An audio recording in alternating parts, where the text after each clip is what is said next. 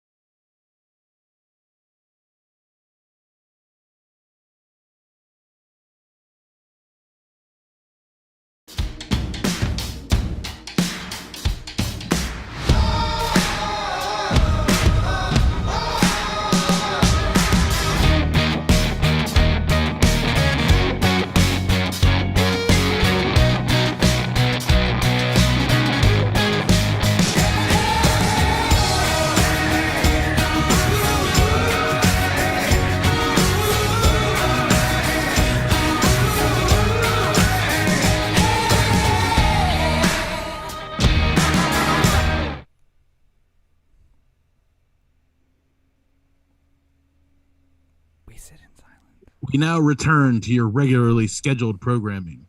This is Corey, and this is the Other Anthem podcast. Good afternoon, everybody. It's Rob. Welcome to episode 397 of the Anthem podcast, coming to you from all over LA. But Corey is, of course, gentrifying LA one neighborhood at a time from the Anthem studios. One additional person at a time. Well, yeah, This is apparently Corey. taking over. You can find us on all the places where you find podcasts. The best way to find that place is anchor.fm/show the anthem, because it has direct links to all the podcasters. That you may use to listen to us. Including last week's, which was a very special episode. Yeah, very popular episode, too. Yeah, if there's one thing I've learned, you having a kid is going to do wonders for my social media. Generally, I get like 10 people interacting with a post, and I got like 75 in the first day. So, it's fun. I mean, children spark joy. Your usual, wouldn't it be great if capitalism was gone tomorrow? Yes. Doesn't usually spark joy in people. I mean, certain people, I guess, but not. Not people who are not the thousands of women who are replying to my my post. But yeah, anyway, A bunch of people saw that you posted on social media for the first time in a while. Also, yeah, I realized that I post a lot of stories, but like nothing really worthwhile in my life to post something permanent. So I don't really post that much, just the stories. But the stories, I'll get like 100 people, and then I post a picture and nobody's used to it's. The algorithm fails me. They're like, oh, well, you don't clearly you don't like his post because you haven't liked something in a while. So we're gonna bury it. The story though, they're like, oh, this dude posts a lot of stories. You're definitely gonna want to see this. So, but as I put in our notes here, 1 week down, 938 to go.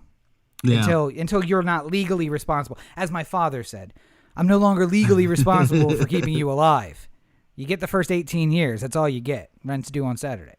I'm gonna pull a Denzel on her when she turns 18. Ain't November. no way. Ain't no way that's going to happen. Listen, you got the first week free of November, prorated for the rest, and To be fair, expect full. she's got a late birthday, so she will actually be in college when she turns 18, which is even worse. You're going to 17-year-old daughter is going to be walking around a campus full of men like Is it? me. I thought it was the other way. I thought she waited. Yeah. I thought she was going to be like turning 18 her senior year of high school. No. But like early on her senior year of high school. No, in Caroline County at least, it's August. Anything after August, you go the same year together. So I had an early birthday, and I was 18 and a senior in high school. But I was in there with people who were 17. And then Interesting. Megan was 16. I'll have to look into that. I honestly don't know how it works yet. I haven't gotten that far. I would. She isn't due for school for a little while, so Yeah. I figured I was gonna had say some time to. you probably have look some into time. I mean, I know Maxon also has a November birthday, so it's going to be an issue. But the bigger issue will be that he's like 12 and at Harvard, so it's it's on a balance. It's different. I mean, we might as well get the new Doogie Howser going now. Like, Well, there's already a new Doogie They're Howser going show, in- just so you know. is there a new Doogie Howser show? There is, yeah. It's not Doogie God, Howser. really- It's Doogie something, but it's female, and she is an Indian or a Pakistani American. This fucking town will do literally anything to avoid an original idea, like anything they have to sell to anybody. You know what I think so amazing is like whenever you talk to uh somebody who doesn't live in LA about like some idea that you have for a script or something like that. Yeah. Uh and you know they'll give you like the like, oh my god, I'd love that movie. Yep. I wish Hollywood would make something. I would go see that this weekend. And then meanwhile, you describe it to somebody who's like, you know, in a power of authority here in LA about your idea, and they're just sort of like, yeah, well, it'd be really hard to tell anybody about this. Like, you know, like I don't see the toy line. Where's the toys? Is there a cartoon? People know what a Fast and the Furious movie is without us having to tell them. That's basically what we're looking for. And yet you spend so much money telling them. We want to spend hundreds of millions of dollars worth of advertising to tell them that they're going to get the thing that they think they're going to get. But this time in space, just so it's clear. This time in space. But yeah, so 1 week down. For those of you who weren't following on social media, I have taken one trip in the last 7 months, 4 of which Corey knew he was having a baby. But that weekend is the one where, you know, we've been talking about for weeks, like, all right, so if she goes into labor, you have a key, you can come check on Brooks and like take care. And I'm like, any weekend, literally, except for Saturday midnight until the next that Sunday at midnight.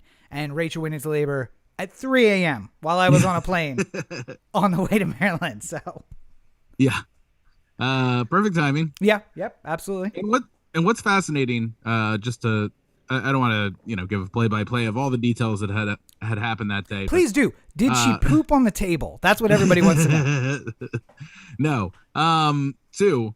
That's a well-practiced answer. Good job. Yeah. We had just gone for like a regular OBGYN appointment that morning. And like her blood pressure was like Friday morning, 2 days prior. Yeah, Friday. Yes. Yeah, Friday morning. Yes. One morning we were going to just go to a routine appointment, right? Yep. And at some point when they tested Rachel's blood pressure, it was a little bit elevated. Not like, you know, in a concerning way, but just slightly higher than it should be. Yeah. So they were just like, oh, you might as well go over to Cedars across the street and just have them double check it and make sure that everything's okay. That's where you fucked up. That's where you fucked up. Yeah. And then we go there and they check it and they say, yeah, blood pressure was fine. They must have had a misreading over at the doctor's office, but you're here already, so we might as well induce. So it was like one of those moments where it's like, I'm sure somebody has said it to themselves at some point before. It's just like, well, I'm just going out to McDonald's. I don't need my health insurance card with me. Yep. Like hit by a bus. What's the likelihood something's going to happen to me when I just go down the street to go to McDonald's? And then all of a sudden you're in the hospital. There's no way of identifying you. You know, like nobody gets word until your dental records are processed weeks later. And like, wait. According to his record here, his emergency contact is another grown man who also lives in this city. That can't be right. This is not up to date. So yeah, and that's me, not Corey. Me, Corey is my emergency contact. He's the only person I know who knows my phone number and my parents' phone number here. So, just like jail or hospital, Corey's getting a call. It doesn't matter. I hope I pick up. Well, to be fair, the last time I was in jail, you did pick up, so that was nice. It was good. I think what's so fascinating though about it was like they started inducing her, and then they were just like, "All right, well, you're in for the long haul now." And I was like looking at Rachel. I was like, "Do I run home? Do I like get the stuff? Like, what do I do? Like, because we didn't bring it. We don't have the bag. We don't have the baby bag. We don't have the baby bag. We don't have the stroller. They're not going to let us out of here." And she's like, yeah, you know, go home. This is going to take a long time. So, you know, like get something to eat, like, you know, get things in order. Like, don't rush right back because we're just going to be sitting around the hospital, which I think is like an A+ move by Rachel to understand.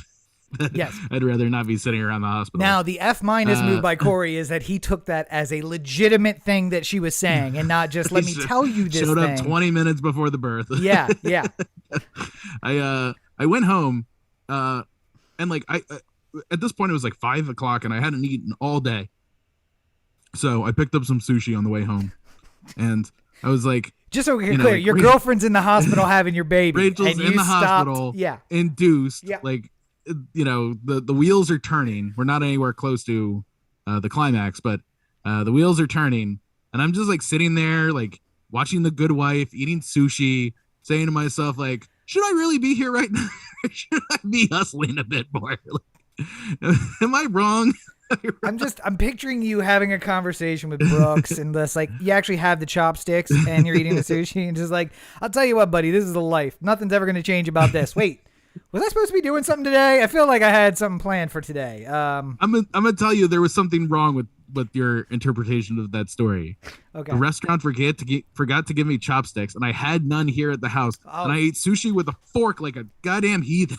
Oh my God, I can't.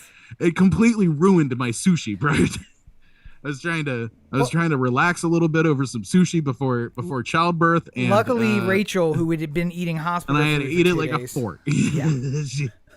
she had some grapes and a piece of bread. But everything went great. Eventually Rachel gave birth. I call that that's a deconstructed charcuterie board. Just grapes and a piece of bread. Where's the cheese? Shut up. Shut up, you're in the hospital now. Hey, what do you expect? Come on. But no. Wait, where's your husband? I don't have a husband. Where's the guy? He's eating sushi on my couch with our dog. Okay, two things. Number one, the number of forms you go through when you are not a husband to the person who just gave birth is incredible. Yep. Just like, are you sure you know this person? But I mean, I picked her up. This is the thing for me to say. I picked her up and dropped her off, right? So for all those guys at home. No, Uber driver, Uber. For all those guys at home, here is the key. The key is don't marry her before the birth and then just roll out. And they want you to sign some shit. You're like, I don't know nothing about none of this. I dropped her off. That's all. That baby don't look like me, except it do look like me. So. That baby looks a lot like you. The other thing I in all honesty, we were joking here, but I want to thank whoa, incredible. Before you start thanking people, we're not joking about the fact that you got sushi and ate it at your house. Oh no, I totally hospital. did that. Yeah. No, and I watched The Good Wife and I packed bags. All of those women who are just like, why don't you be more like Corey? Just know I have been present for the birth of several children that are not related to me genetically. I have sat in a waiting room and then in a maternity room holding hands of women who were not my spouse nor my girlfriend, and babies were not mine, and Corey went home and ate sushi. So go ahead and tell me how I should be more like Corey. Listen, I made up for it once I got back. Finally doing the baby book that you had 8 months to do? I was engaged. Please, I didn't know 8 months beforehand. You had 30 weeks to do the baby book. In all seriousness though, the entire team at Cedars-Sinai was incredible. The nurses were incredible. I think that it was a ideal place to give birth if you have the availability to. I would say this though, even at a really nice hospital that has like really nice accoutrements and like they have a cafeteria that actually does know how to cook and stuff like that. Right. I will still say this. I think me being in a hospital is like I can only do it for a certain amount of time and then I'm just going to leave kind of situation. Cause like the second night in a row of me sleeping in a chair, I'm just like, what do we have to do to get this baby out of here? Like when I worry about the day where I'm going to like be in the hospital with like brain damage and we're going on day 3 and I'm just like, I got to go. See, it's ideal that you're thinking about like, brain damage and not COPD. You're strapped to a machine right now. And it's like, no, I'm going. I got to go. It's been 3 days. I can't stay here anymore. You won't breathe without this machine that you're tied to. You got it to go. I don't think you understand. I have to go to Vegas. It's been too long since I've been to Vegas, so I must leave the hospital and go to Vegas. I'll just take this dialysis. I'll take the dialysis with me. Thank you. But no, thank you to everyone at Cedars because they did incredible work. So thank you. And if you followed on social media, and my one picture or Rachel's 9,000 pictures, Casey does look a lot like Corey. She's adorable. That part she doesn't have in common, but everything else, the features, it's like I can just take everything to make a cake, and it's going to come out a train wreck. You give somebody who knows what they're doing all the things, and they make a beautiful cake. Corey, Casey, very similar features. Adorable, train wreck. That's, Casey is a beautiful cake. yes, the beautiful cake, not the train wreck. That is the message of the story. Also, beautiful cake. Casey I forget Baker. how tiny babies are when they first come out. Like, you see babies on movies and it's like, oh, it just gave birth, and the thing's like 45 inches long and 25 pounds, and then you get the real one and you're like, oh, this is a very small thing. Okay. So that is a very interesting point, because one of the things I kept thinking about was like, so many people had warned me over the years that, like, when the baby first comes out, like fresh, first 15 minutes out the oven kind of thing. Yeah. To continue the cake metaphor, they look like little aliens. Yep. Who will like terrify you, and it takes a day or so before they start like turning into like babies. Like, they look like babies. Casey had a little shock at the beginning. So like when I first saw her, like they hurried her across the room. She was like white as a sheet With a cone head.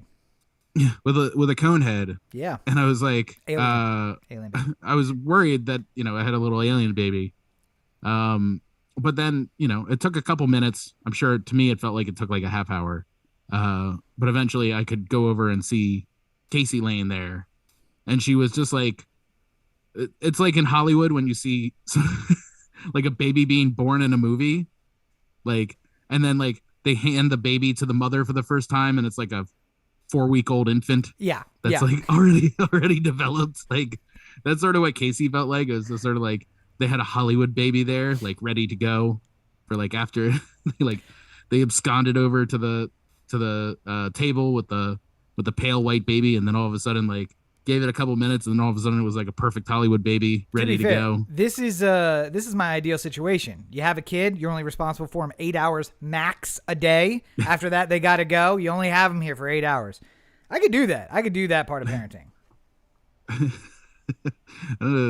I've been here pretty much the whole time.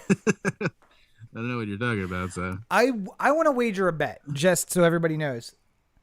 I will work next month, so I will have to leave the baby for a while, but like, who has changed more diapers for this particular child, Corey or myself? Where would you place your bets, folks? Just think about it. Okay, Corey, how many diapers have you changed? I don't have a specific count, but a lot. Okay, well, good for you. I've changed one. I just assumed that basically Rachel was handling everything, and you no. I've watching changed. The Good Wife and eating sushi. I've changed, I don't know, like 25 diapers or something like that. 25 down, 4,000 to go. I'm doing good on the diapers. I feel like I'm a reasonable husband in that sense, where I'm like taking care of all the diapers, like I'm husband, I'm taking that off the plate. Oh, well, a husband? Is that what's going on here? That's what we like to call a Freudian slip. You don't get to claim that title unless you State do of the California work would like title. to have a conversation with you about that. But you can't say that without writing us a goddamn check. Everyone should check out last week's episode where Corey had a very tearful, or an emotional, not tearful, emotional message for his daughter. But in the meantime, let's move on from some things that are full of shit to more things that are full of shit. In fact, in different ways. The court, just general. There are 3 examples we have, but I think it is just a sign of the systematic problem that is going on. So currently, right now, there are 3 trials going on in 3 different places, and they're all going very different ways. In Georgia, we have the Ahmaud Arbery trial, which I'm not going to speak the names of the assholes who are probably about to get off for killing him. So for him, it's the trial of his murder. And then in Wisconsin, Kenosha, Wisconsin, we have Kyle Rittenhouse's trial. And then little known to me, but found out this week, there is a civil trial going on in Charlottesville, Virginia over the Unite the Right rally.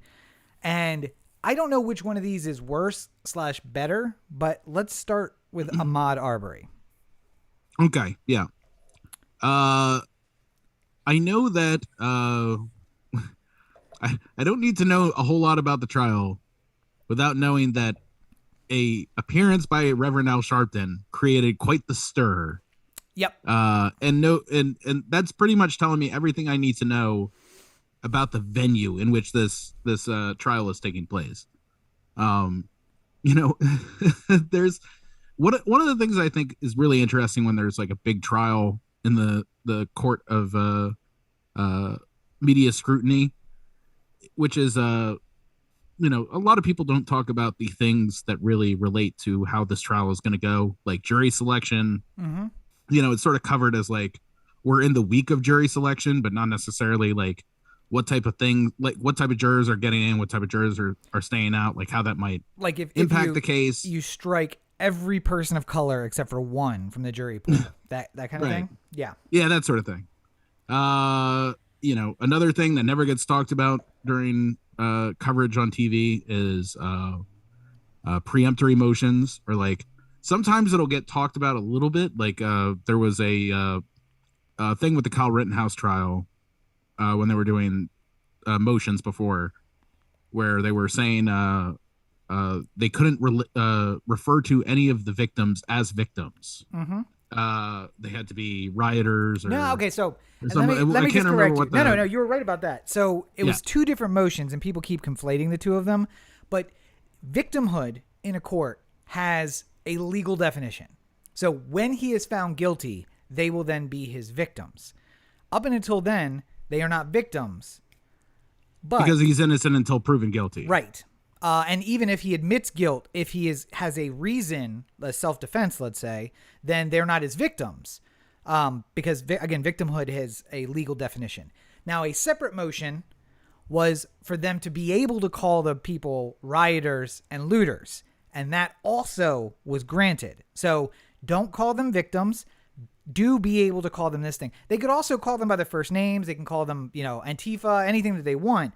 But there was specific motions about not calling them rioters and looters, which was, I guess, not upheld. They are allowed to use the term rioters and looters. But then there was another motion about not calling them victims, which is also legally true. So it's... Yeah, and in that one specifically, I think that there was a lot of people on Twitter who just don't understand. And I think specifically in Wisconsin, if I remember correctly, there was a trial or an appeal that had been overturned at one point based off of that very specific scenario where they called them victims. Yes. And then it was able to be turned over in appeal because of that specific motion. It gives the jury the impression of guilt before guilt. Because when you think victim, you think they were victimized by someone. Not that they are... Truly, the word victim here would be used, legally speaking, as they are a person who lost their life due to tragic circumstances. But inevitably, the jury's going to say victim equals you did something, even if that's not the case, legally speaking. Because we all know he killed them people. Straight up. Just straight up murdered them. I mean, he killed them. I mean, there's no denying that part. Yes, I mean, a homicide occurred. The killing of a human being. But again, homicide has a legal definition. And are we there yet? No. Will we be there? Likely not, based on the judge. But before we get to Kyle Rittenhouse, Ahmaud Arbery, there is two friends and then the son of one of the guys who are all on trial for essentially lynching, modern-day lynching of a man who was running through a neighborhood but vaguely matched the description of a guy who had carried out some break-ins. So they chased him down in a truck and shot him. Shot him at such close range that the fingerprints couldn't be taken from the murder weapon because it was considered a biohazard because it was covered in his blood. We are not going to be allowed to talk about the fact that the guy who chased him in the truck has a Confederate flag on his license plate because, the Confederate flag used to be the official flag of Georgia, the state, not during the Confederacy, like recently. And it was a commemorative license plate. It was about people who had served in the Confederate or the Georgia National Guard or something like that. And so it had the Confederate flag on it. But we all know why he had the Confederate flag on it. Nonetheless, all that stuff's coming in. And then there's also a legal concept. Go ahead. I would also, if I was the lawyer arguing as to whether or not that should be allowed, I would say humbly to people who are listening, if you went to the DMV and they gave you your license plate, and it had a Confederate flag on it, would you A, say, well, this is merely part of our history, and I'll take it because, that's the plate they gave me. That's my only lot in life. Or would you go up to the front and say, hey, do we have another plate? Do we have a plate that doesn't have the Confederate flag? All I'm saying is I'm gonna be driving around town. I'm gonna feel pretty stupid because I don't believe in any of this. So perhaps there's a plate that you have somewhere in the back that just has a peach and Georgia on it, and that's good. Can we do that one instead? Funny thing, brand new truck, got regular license plates for it before he ordered the vanity plates. So Yeah, exactly. That was a decision that he actively made. Listen, I went through the same decision when I went to get my Maryland tags, and they said, oh, well, you can upgrade to the new ones, or you can have the old ones. But the new ones had a flag of, Confederate battle flag on it, as well as, a Union battle flag. And I said, I think this will be confusing for people. I would never want to, get this tattooed on my body or wear this flag everywhere. And of course, I'm just talking about the flag of the state of Maryland, which is that half of that flag is a Confederate battle flag. People don't talk about that though, so it's okay. Nonetheless, that won't come in as evidence. Also, one of the questions that people are asked is, have you heard media about the case? Now that having heard about the case before is not supposed to make you available for preemptory strike, because the next question is, can you put aside what you've heard and base all of your decision on the case as it's presented in front of you? And as long as you can answer yes to that, you should be able to continue with the case. However, the judge allowed preemptory strikes of every person of color in the jury pool because they had heard about the case. Because there were white people who had said they hadn't heard about the case because they're liars. Yeah, I mean, I find it hard to believe that you hadn't, because it's one of those like, have you ever been in the same place at the same time as Brad Pitt? And then you're like, no, I haven't. I would remember that. And it's just like, well, it just so happens one day you were at the Grove at the same time Brad Pitt was at the Grove. And it's just like, well, okay, I didn't know that. I wasn't aware. Yes. I didn't see him. I couldn't speak affirmatively to it. Oh, but now you're committing perjury on our stand. Like, no, I feel like it's hard to believe that you didn't, like, during OJ, like, everyone had heard about it. Yeah. Like, there wasn't a way you could get onto the, there weren't 12 people in Los Angeles County who hadn't heard of it, and if there was, I would seriously question how much they know about anything. If they, do you want them judging a case?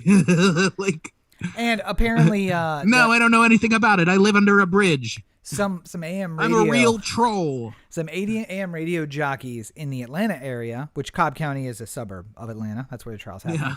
Yeah. Had been saying, remember these words.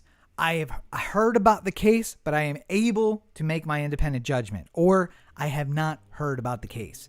So AM radio, which is statistically 100% white.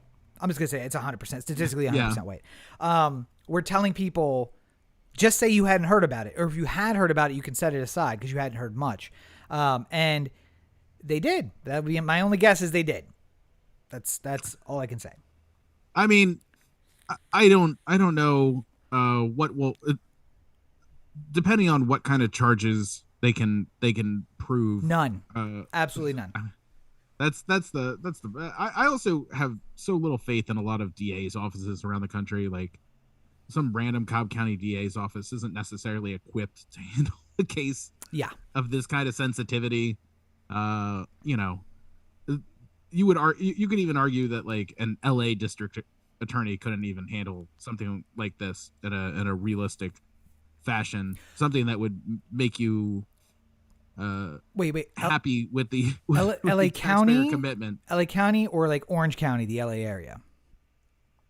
Oh, I mean, like, just I mean, like, even the most populous courts in the land, like the ones that handle the most traffic, I still think have trouble handling things that sort of break through public consciousness in a different way. Well, to be fair, though, if it's LA County and not Orange County, then there's way less racists. I mean, Orange County, fucking forget about it. Oh, lots yeah, of racists. A lot of racists. But yeah, I mean, in LA County, I think you get a nice jury pool of non-racist people. So at least I mean, you could go up to Simi Valley or something like that. You could get a whole ton of them. No, I said non-racist. Non-racist.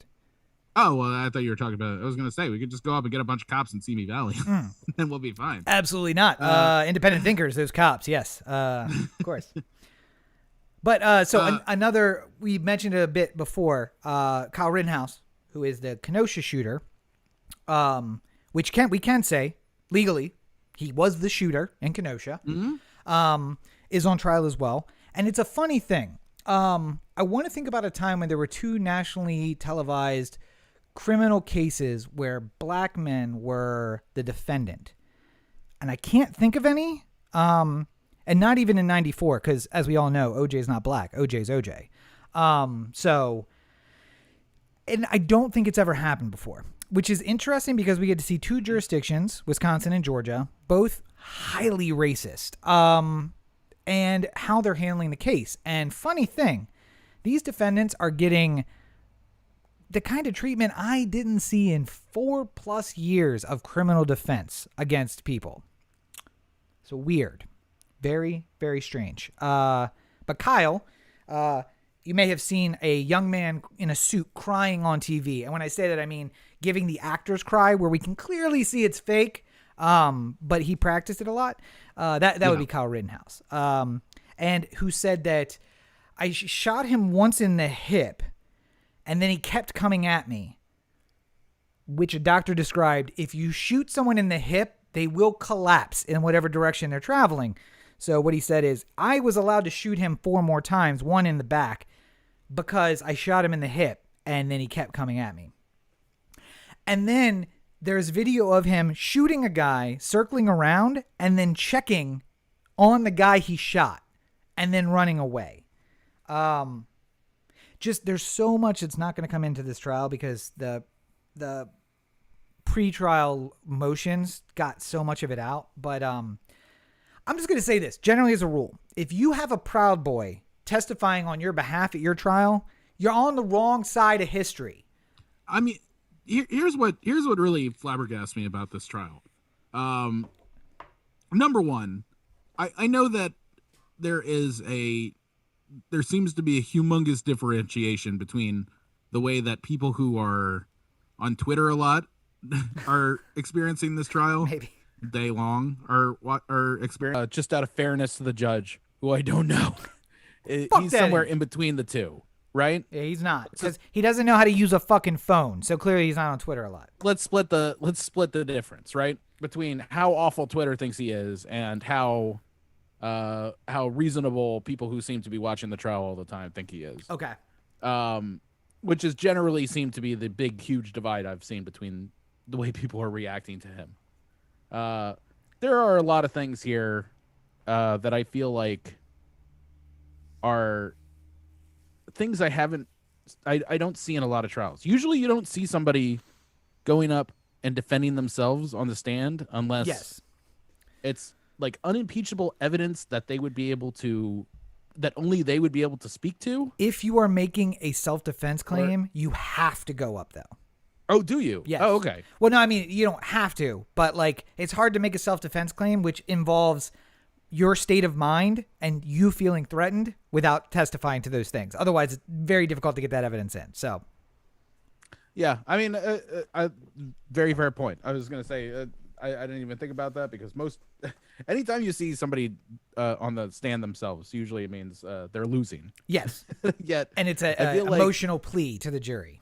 Yeah, it's like the Hail Mary pass to like try and save them, which and often 99.9% of the time does not work in their favor at all. No, you never put your client on the stand, never. Yeah, the attorney, even if they're a hapless suit, like Marilyn Mosby, for instance, they would be able to come up with some line of questioning that would get them caught up in something. Yeah, to make them look ridiculous. Well, and you ask your questions first, but you can't control what comes out of the dude's mouth. And next thing you know, he's opening the door to a whole bunch of stuff that you can jump into. So yeah. Because also the other thing people don't realize is they talk way too much. Like you think you're answering short questions, but really you're giving them from experience. I can tell you, I've sat at a table and I've looked at my client and said yes and no answers. If it requires more than yes and no, I will object. Then we'll be fine. Get up to the front, ask the first question. Well, back in 1977, that's really where this story starts. Let me weave this tale for you. And I'm like, I literally just fucking said yes and no. Yes and no. So what are we doing here? And then you get to sit there while they dig their own grave. Which is fun. Sure. I mean, generally speaking, I feel like the judge ain't great, but also much like I was saying with the Ahmaud Arbery trial. Yeah. The district attorneys don't seem great either. Well, they're not used to handling a nationally televised murder trial, so I mean. Oh sure. no, and I understand. That's part of the reason why I'm saying like there's almost no jurisdiction in this country that is capable of handling a trial of this level. And also, fuck you, Kyle Rittenhouse, and the guys from the Arbery trial for making me cheer for prosecutors. Fuck you in your ass. I imagine he might get a couple of the lower end weapons charges when this whole thing is done. Yeah. But he's going to be cleared of any responsibility regarding the shooting or regarding the deaths. The good news is, though, he will have a civil decision against him that will follow him for his entire life. Oh God, it's gonna be like I can't wait for the 500 civil million. trial. Yeah, the civil trial is going to be unlike anything you've ever seen before. Well, he admitted the shooting in his criminal trial, and it's like, yeah, you got off on self-defense, but there's going to be a really big civil trial. Sorry. Yeah. I just can't. I don't understand why the right hasn't just sort of dropped him. Like, I understand at the moment that he was in the news, it was worthy of, like, he's one of us and we're sticking with him. He didn't do anything wrong. Yeah. But at this point in the trial part of it, like it seems like a lot of people are just like, I'm going to go out of my way to defend this person who will give me no benefit whatsoever. It's like, it'd be like if I was like, hey, who I think would make a great mayor of New York? Anthony Weiner. Just like out of nowhere, 8 years later, like, well, there's no benefit in you doing that. Like, why are you doing that? I was trying to look it up. Is it 14? It's 14 words, not 18 words. I was thinking, do you know what that white supremacist thing? Yeah. Do you know what the 14 words are? Not specifically, but it's something like, I value white people and the white race above all others, blah, blah, blah, white race, something like that. Close. I looked it up. I don't know it off the top of my head, but we must secure the existence of our people and a future for white children. So you ask yourself why? Because to racists, he is the poster child for a generation of white children. And we have to stand by him the way that we would stand by any of our children if they murdered 3 people in the street. It makes me there was a story, I can't remember her name. I feel really terrible about this. But there was basically no, I'm blanking on the other person's name. Rosa Parks. Okay. There was basically someone who came before. Yes. Someone who came before under very similar circumstances. Yeah. But that person had a more checkered past, if you will. She was pregnant at 15 when she did it. Yep. Yep. And that was deemed not the fight. This is not the person who is going to be in charge of this fight. And every so often we get court cases that come up along the way where huge lawyers will get involved because they see a path for this small case before the Supreme Court one day based off of some sort of situation, and they're looking for the golden client, like the one the Goldilocks client who fits everything they need.